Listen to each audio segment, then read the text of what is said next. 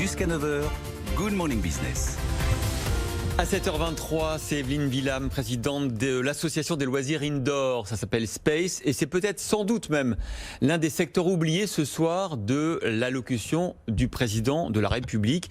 Les loisirs indoor, triplement frappés par cette crise. Absolument. Alors les loisirs indoor, juste vous les connaissez déjà, en réalité, ce sont des parcs de jeux pour enfants, des escape games, des laser games, de la réalité virtuelle, du bowling.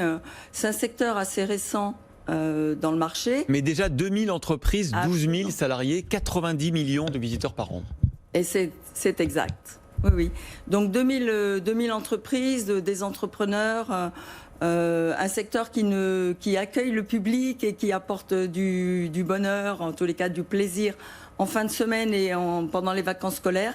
Et effectivement, qui est en saison inversée du tourisme, puisque nous, la haute saison pour nous, c'est à partir du mois d'octobre et jusqu'au mois d'avril, avril-mai. Donc vous avez repris une activité un peu pendant l'été et dès qu'il s'est agi du début de votre réelle haute saison, exact, le couvre-feu puis le confinement sont arrivés. Exact. Et donc en ce moment, nos entreprises sont un petit peu désespérées, ne savent plus quoi faire.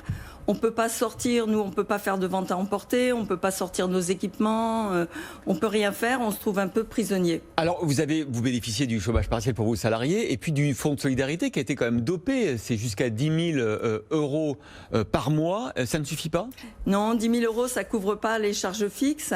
Alors, ça va couvrir pour certaines entreprises, mais pas pour le secteur, pas pour les PME. En moyenne, c'est combien une charge fixe pour une salle d'escape game ou de loisirs indoor ? Alors, on va être plutôt sur les escape games ont un petit peu moins, mais on est plutôt sur les 17 000, 18 000 de charges fixes par mois. On a des grands espaces, donc des loyers qui sont en conséquence. Et le crédit d'impôt sur les loyers, justement, ça suffit pas ? Non, le crédit d'impôt, ça marche pas énormément. Ouais. On a des bailleurs qui ont fait des efforts pour le premier confinement. Ils ont beaucoup de mal à en faire un nouveau, quoi. Qu'est-ce que vous demandez au président de la République ce matin ? Donc ce qu'on demande, on demande deux choses. On demande d'abord de réouvrir, de retrouver notre public, de pouvoir faire notre métier. Mais oui, mais si on vous dit que pour l'instant, compte tenu de ce qu'on sait de la situation sanitaire et du risque de contagion dans les espaces clos, vous serez les derniers, comme les salles de sport, comme les bars, à rouvrir. Absolument. Donc on demande d'être soutenu de nos charges fixes. On demande à pouvoir survivre jusqu'à ouverture.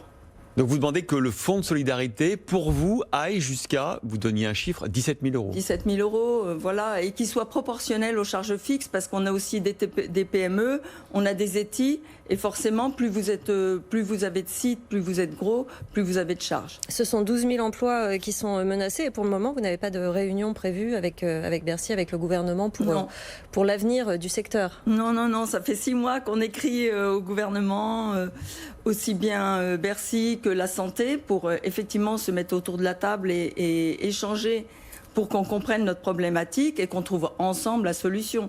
Nous, on est très... vous savez, nos maîtres mots, c'est sécurité, accueil, propreté. En temps normal, j'entends. Donc vous vous doutez bien, on comprend. On veut juste pouvoir échanger. Est-ce que certains d'entre vous ont réussi, parce qu'Anthony Morel nous en a parlé, à digitaliser l'activité, à faire par exemple des escape games par visioconférence ? Oui, bien sûr, on peut faire des choses comme ça, mais c'est toujours pareil, c'est laisser les gens chez eux.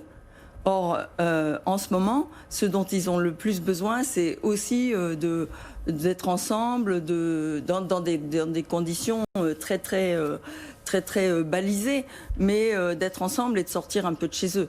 Donc le basculement vers le numérique, vers ce genre de version, ça représente combien en ce moment dans les entreprises que vous représentez ? C'est tout récent. On a effectivement des escape games virtuels. Ce sont des sacrées expériences à faire d'ailleurs. J'en ai fait, je trouve ça super. Il faut initier Jean-Marc Daniel qui n'a jamais fait d'escape game.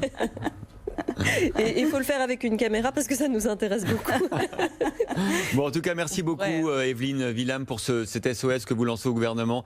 Présidente de Space, association des loisirs indoor, d'avoir été ce matin l'invité de notre matinale. Merci beaucoup et bon courage à vous.